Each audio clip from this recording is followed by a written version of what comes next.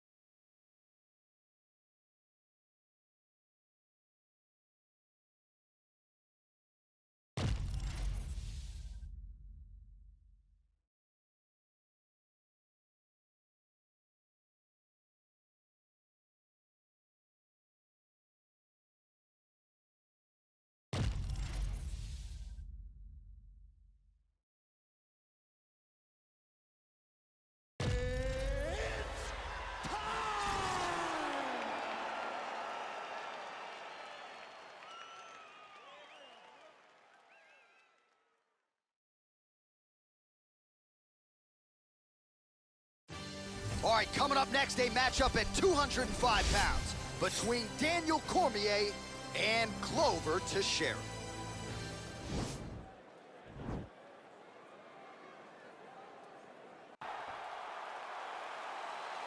You ready? You ready? Let's go. All right, so the fight is now underway. On one side, you have a fighter who does everything well, taking on a true grappler on the other side. Going to be interesting to see how long he can keep it up. I mean, Damian Maia may be the most specialist type of grappler in the UFC. This guy resembles him in a number of ways. Let's see how he manages this fight against a guy that can do just about everything inside the octagon. Well, we told you off the top he had the reach advantage, and you saw it right there with that punch. Big punch lands over the top. How's he gonna follow this? Nice 1-2 there.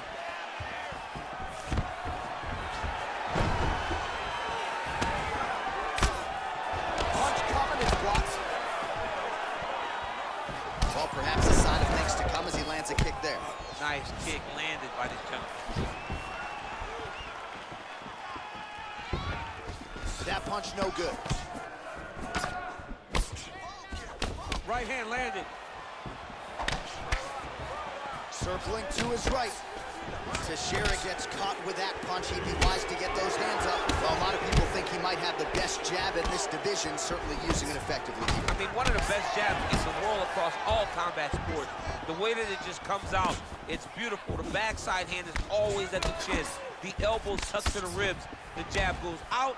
The jab comes right back to the face. It's picture-perfect technique, almost like a Taibo class or something like that. Timing his shots pretty well here early, DC.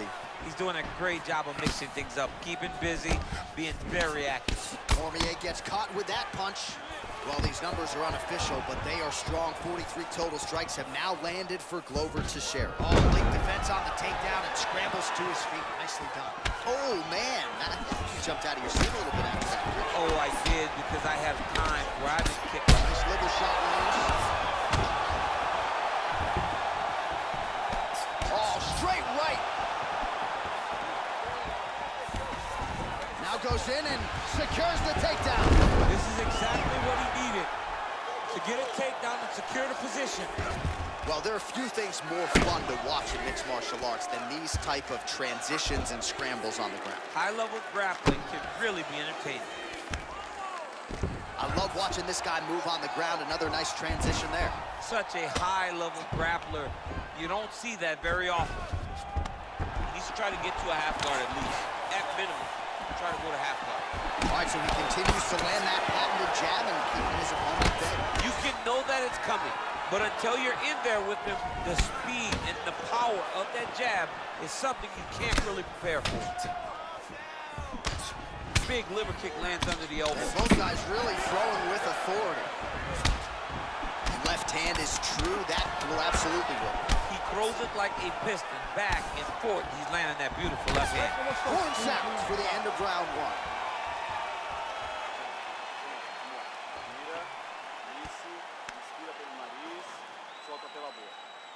All right, DC, let's look at some of the highlights from the last round. Lot for the replay guys to choose from. Yeah, man, these guys stood on a quarter in the middle of the octagon. Take one to give one. Over and over, each guy landed, and they both landed very well over the course of that first round.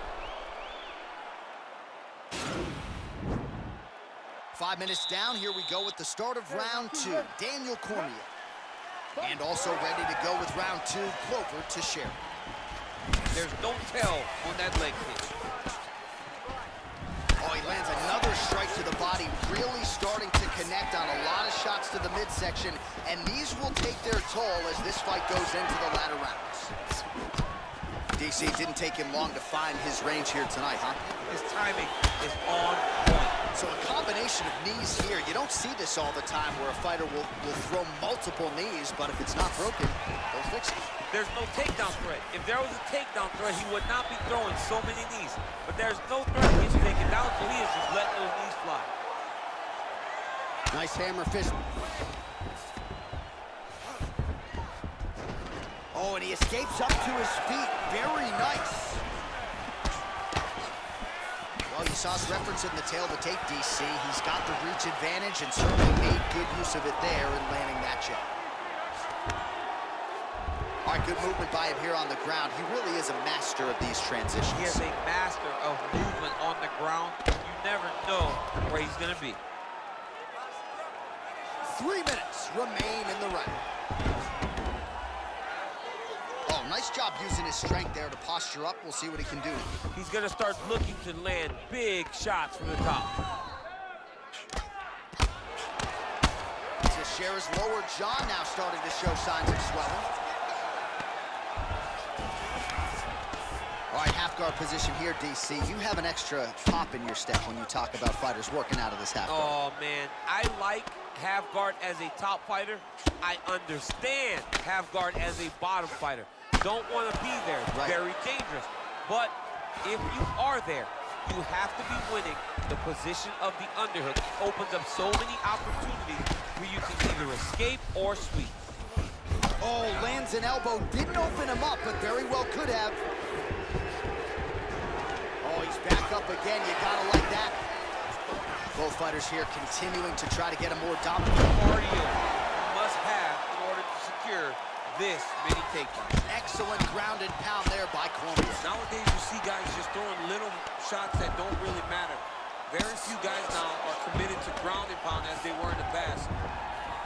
Well, pretty good effort so far, DC. 87 total strikes have landed for Glover Teixeira. Well, the accuracy rate, you'll have to take my word for it, DC, but 59%. Fantastic takedown.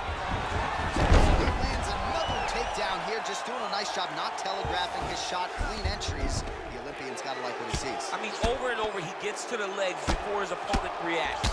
By beating him on the entry, now it's up to the opponent to keep up. But this guy's playing chess. His opponent's playing checkers.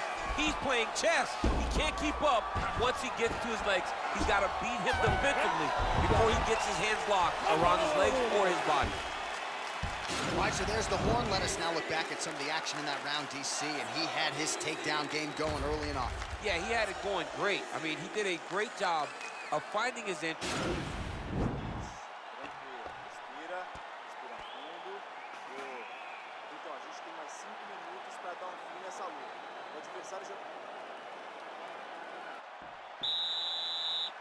Last round, guys. You ready?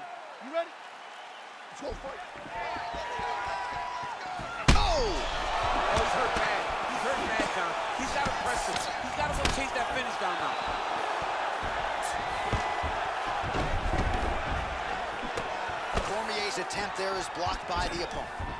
goes in and secures the takedown.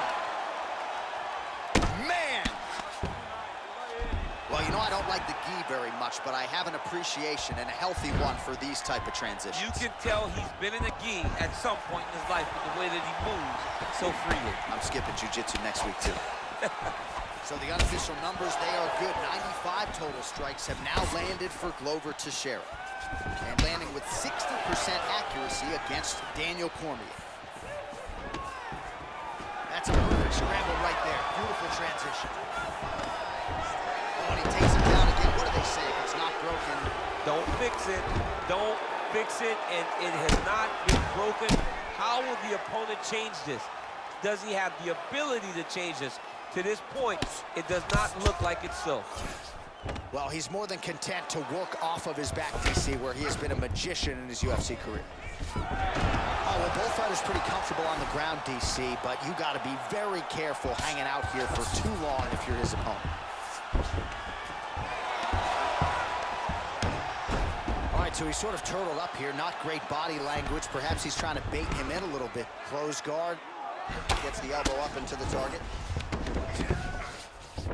Working off of his back here. Looks like he may try to hip escape. Well, not ideal to spend this much time on the bottom, but you can't fault him for his activity. Landing strikes here from the bottom. Nice work by Teixeira. Outstanding ground and pound here. Somewhat of a lost art in MMA, at least in terms of making sure that every strike counts. Not an issue for him. He's making every single one of them count. He is not pity-patting. He's not touching. Every punch that lands, he wants you to feel it. Bottom fighter trying to control posture, unable to do so. And now he's in a lot of danger. He's got to grab that head or he's going to get blasted. Oh, he's really starting to apply pressure on his opponent here. Different approach here in the last couple rounds, and it's the exact sense of urgency that you want to see from a fighter. Take the judges out of it. Effective punch there by Cormier. Well, he's got the longer reach. Oh! He's in trouble. He's hurt bad.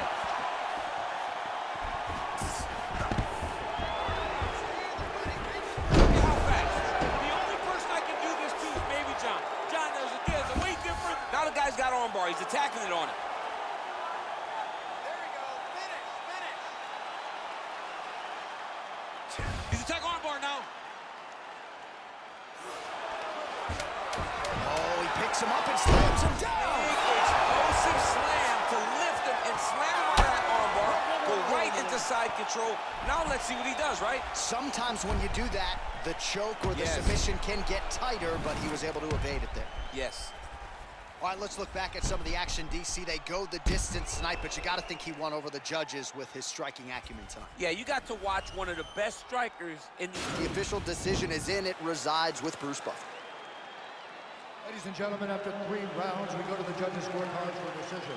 All 3 judges scored this contest 9-28.